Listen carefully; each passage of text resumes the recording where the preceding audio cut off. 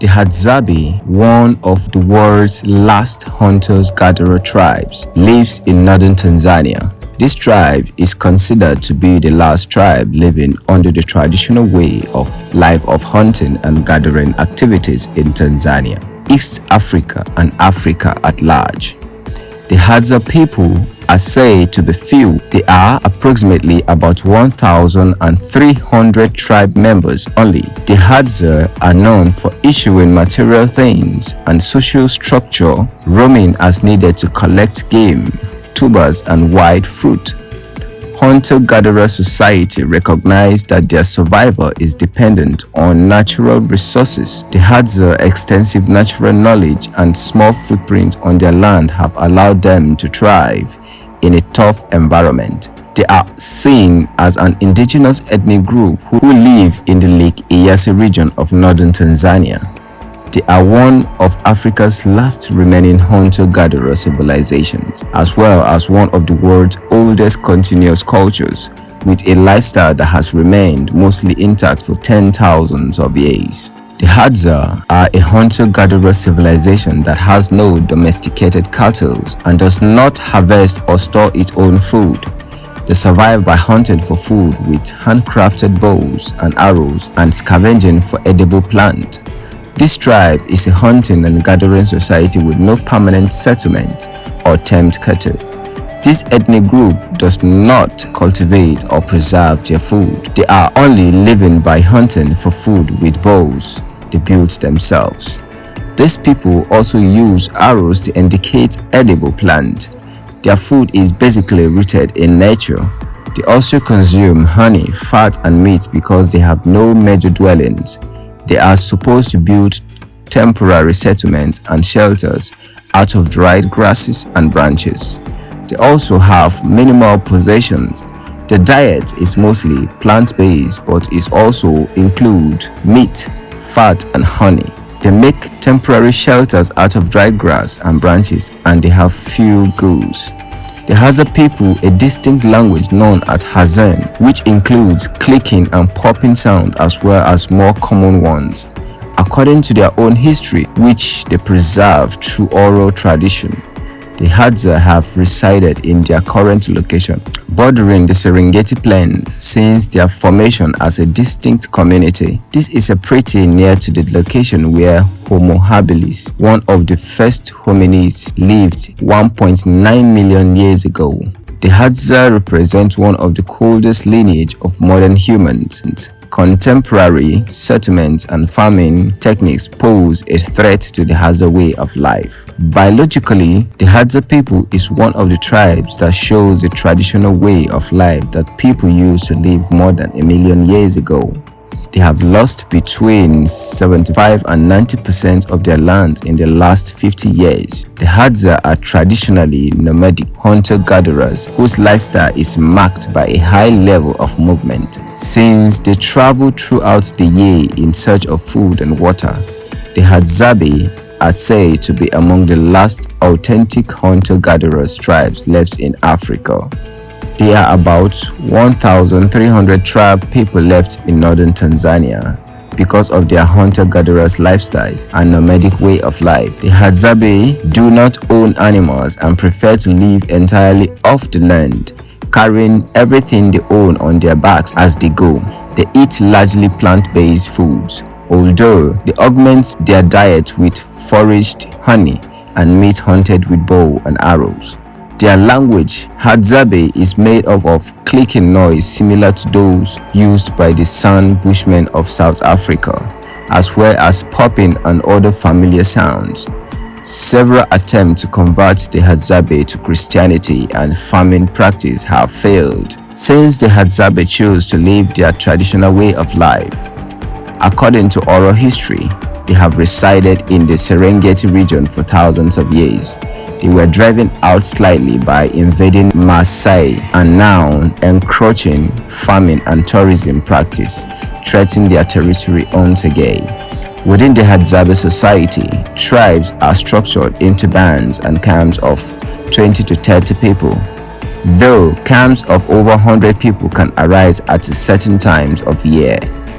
There is no hierarchy in the camp, and men and women are treated equally.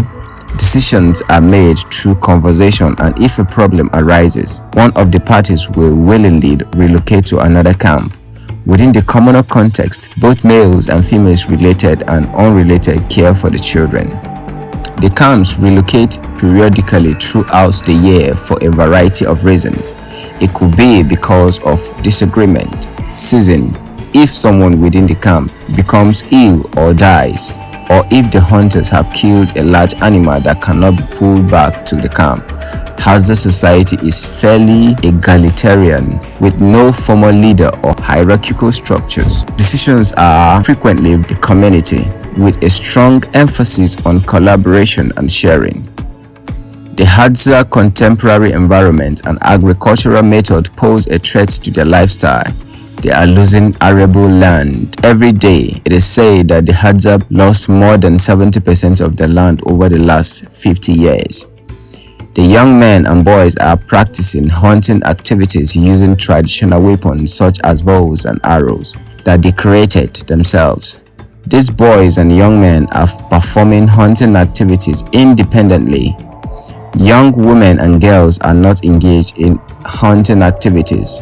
They have certain hobbies that are appropriate for their biological and gender characteristics. Young men and boys are subjected to hunting activities from the age of 10 years only. They are starting by hunting and killing small animals like rabbits, birds, and some more others. The Hadza men make these bows and arrows. They are building long bows nearly 6 feet long. These bows are believed to be extremely hefty and strong when pulled. They next test their weapons in the field to determine their strength using the spring balance. These bows, when used in hunting activities, are positioned in the range of almost 25 to 50 yards and can shoot animals like giraffes, impalas, and zebra.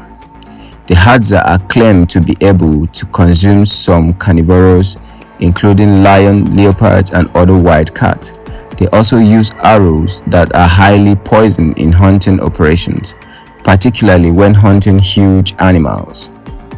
The Hadza people normally eat the flesh shortly after hunting it. They eat while the creatures collapse.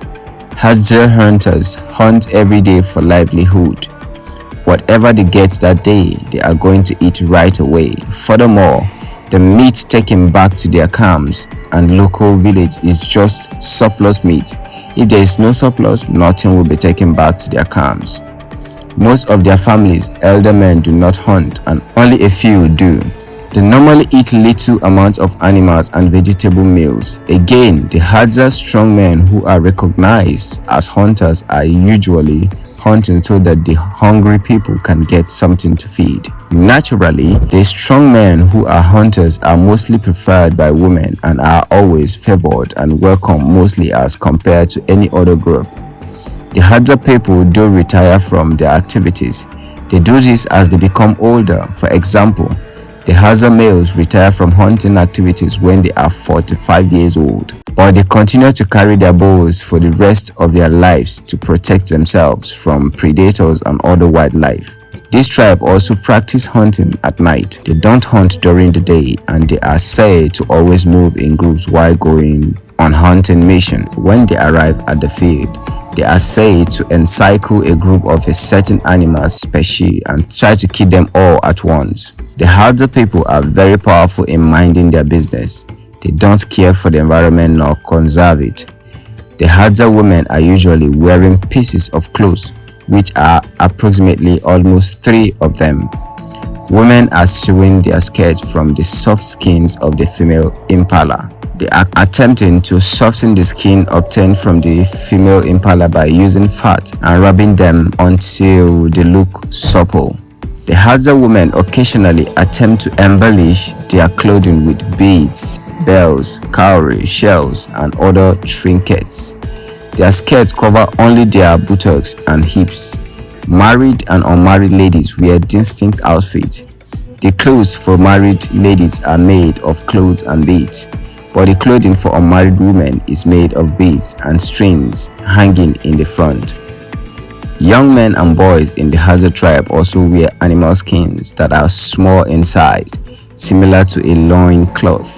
The tails of the clothing hang down and between the legs. The males, females, and children are all wearing sandals to escape the thorns found in most savanna terrain. According to Hadza tribe of Tanzania, Hadza usually come and go as they want. When married men and women are separated for an extended period of time, they are considered unmarried. Their camps have no leader at all. Come explore this remarkable tribe that maintains a unique way of life.